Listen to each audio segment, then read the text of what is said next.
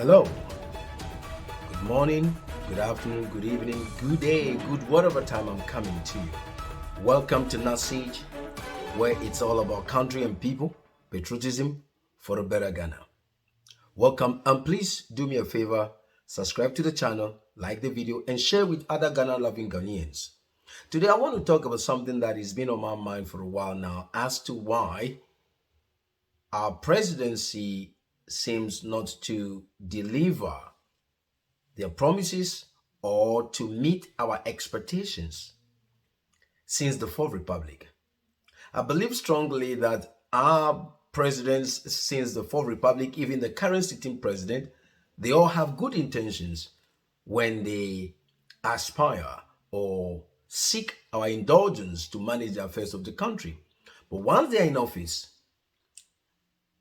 it seems like something is wrong, especially in their decision making and the choices they make, both internationally and domestically. And as we all know, that a king, a chief, has kinsmen, council, team of councils that advise them or guide them on matters that pertains to the throne or the country that they manage or the place that they manage. If the king does well, that means he has a good counsel or kinsman. Likewise, the presidency. So I've always been thinking in the direction that it seems to me that those that our presidents surround themselves with seem to mislead them or not giving them a good counsel or advice. Or in other words, our presidents are weak in challenging or standing up to their appointees when they fall short of their deliverables. Now, I am convinced now because I came across this video where there is this, I don't want to mention names at this point, this individual who aspired to be the president. And they seem to be in a gathering where there is a talk going on. And I've written down what these two individuals have said in the presence of this individual that seek to be the president of the country. And he was sitting there and laughing at what they were saying as their intention when they have the opportunity to manage the affairs of country and people. And it's quite, anyway, let's go into it. Now, so in this sitting, the first speaker got up. I wrote it down so that I can read it verbatim. Now, the first speaker said this. The other party, in effect, referring to the party in power, the other party has shown them or shown us, in effect, referring to them, how it is done. What does it mean? Helping themselves. With respect to contracts, we are not going to change anything. In effect, when they come to power, they're not going to change anything. We will also benefit. We will also benefit our people. Monkey no go work, baboon go chop. That's what he said. And surprising enough, this individual that seeks presidency was smiling. He was giggling at what this is, whether it's a right-hand man or a left-hand man, whatever position this person seeks to be, when or if they ever have the position as people to manage the affairs of country, he was laughing. And it took me aback a little bit. That these individuals seek to manage the affairs of the country, and they are saying when they come to power, they're not going to make any difference. They would think about themselves. And that confirms my concern that is either our presidents are weak in challenging their appointees because they are friends and family, because of course it's obvious. Even in the current sitting government, there's some level of cronyism going on. Friends and family occupying high places. If you give position to your people, your friends, your families, and they fall short of the deliverables, you should have a hard stand with them, because it's not about them. It's not a family business. But anyway, then the second speaker took the microphone. He was sitting on the left side of this individual who seeks to be the president of the country. And he said, "Me na me apostle for no contribution, no chop." And again, this individual who seeks to be a president to manage the affairs of country was laughing. And he went on to say, the president, in effect, this aspiring individual, he calls him president. The president has given that office to me. Which office is he referring to? No contribution, no chop. In effect, I repeat his own statement. Me na me apostle for no contribution, no chop. These are the kind of people who want to manage the affairs of country. And so you can see why there has not been any meaningful change as far as our country is concerned since the Fourth Republic. I have always believed that the people around the president, those he or she gives office to, are not being able to stand to them, take a hard ground with them, and if possible, remove them from their positions is the problem. He went on and said, what their party, I don't want to mention the party's name, what their party has done is, when they are in power, they think about Ghana too much and forget about themselves. These are the people who wants to run the country. I thought parties come into office, into governance, to manage the affairs of people and country for a better life, for development. Yet these individuals are saying that, in effect, they are referring to this government or the government before, whichever government they are referring to, has taught them how it is done. What does it mean? Their party thinks too much about country and people. Therefore, when they come to power again, they're not going to think about country or people. They're going to feed themselves first.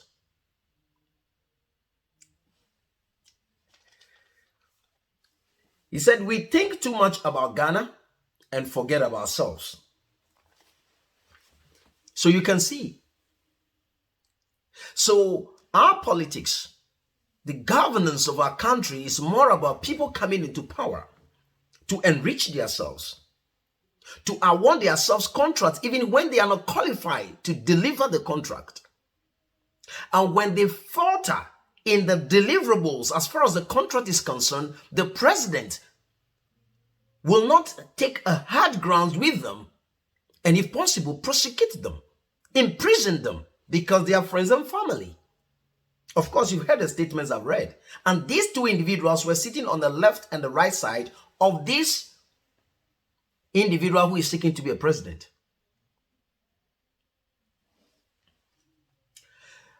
Come the 2024 elections, you got to choose very well. It's not enough to be singing praises because somebody presents himself to be this. We need to do our fundamental homework as to who has the toughness, both for international policies and domestic policies, to make a difference. Even if it means that we have to elect an independent candidate, so be it. Because we want to make a difference in this country. Ghana is too blessed not to make a difference. We have no excuse as a country not to be self-sufficient. Not to digress, of course, a couple of days ago, look at Accra. Kanishi is flooded. I'm going to make a video on that. If we have individuals who are coming into governance to only think about themselves according to these two individuals, why won't Accra be flooded? And that brings to my mind the same concept, because a couple of days ago, the sitting president, Nana Akufo-Addo, has signed an executive instrument to declassify the Achimota forest. I saw the post and I was like, What in the world? Has the president flown over Accra recently to see which other green belt do we have in Accra? Significant green belt. And this is where I come in to say that those that surround our president, those that they appoint, sometimes fail to give them a good advice.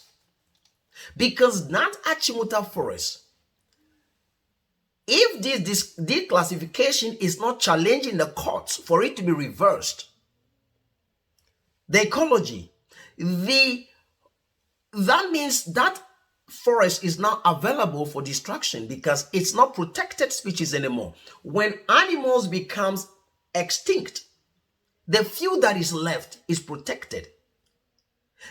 All the forest in Accra is being eroded. The only meaningful one left is the Achimota forest. Yet our president has signed an executive instrument to declassify it. My question is, what is the president's interest? What is so special about this declassification that our president have to sign executive instrument? In effect, he's saying, I am taking a sole decision on this matter. Yes, he may be cancelled. If there is nothing questionable about this declassification, why was not natural resources and land experts being contracted to advise on the matter? What will be the consequence of losing that forest to development? I mean, brick and mortar. Already, it is evident that we don't have any meaningful drains in Accra. Yet, therefore, whenever there's a downpour, people wake up in rain. I saw a video of the bus that the bus that is transporting people is full of water because they were driving into flood. Why should our president sign an executive instrument to declassify a forest? Why did he not allow the process to go through the channel, if possible, debated upon? Why was then a committee set up for a public interest as to whether there's a need for that forest to be declassified? Yes, individuals have come from different courtesies to say, of course, oh no, we are not selling the forest and this and that. But once it is declassified, you are effectively saying it is not protected anymore. People of interest can do whatever they want to do. It actually begs question, serious question. And I think if the president on his second thought thinks that he's been advised wrongly, needs to take a strong stance and withdraw his executive instrument. If he will not withdraw it, I think this executive instrument needs to be tested in the courts. Because that Achimota forest is vital. Very vital.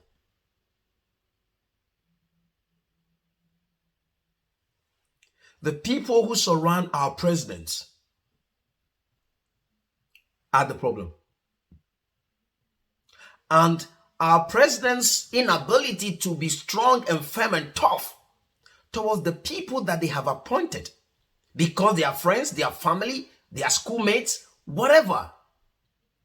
When they fall short of their deliverables, call them to book. There's nothing wrong if they can do the job, give the job to them. But when they don't deliver, call them to book. Ronnie's time, Kufuor's time, all the times of the presidency, when they leave office, you will see that it is more about the people that were around the president. Either the president is in on it or he is not aware. But I'm much more convinced now, having watched that video where an aspiring individual who wants to become a president in this country is sitting down and his either left or right hand man is saying things like this to say, when we come to power, we're not going to think about Ghana and people, we will think about ourselves. Come 2024, we got to be very smart and intelligent. If it means we have to elect a firm, tough individual who belongs to no party, so be it. Because we want Ghana to work. Ghana must work because Ghana can work. Especially We want an individual who can take a strong stand against some of the questionable international politics or policies, not politics, policies. Especially with the evidence of Chinese individuals destroying our villages, destroying our forests and the water bodies. Yet, I have not heard our president, the current city president, publicly saying anything against what is going on. They will go and confiscate excavators and burn them. Who does that? If the president, if our government doesn't have the capacity to seize an excavator and make good of it in the construction of roads and other things, the only way possible is to burn them, then we are very far. And to those who said Ghana is solid, come off your partisan horses and smell the coffee. Look at Accra a couple of days ago. I thought to talk about this from country and people point. The people who surround our president, the advisors, the council, and those the president appoint are the problem.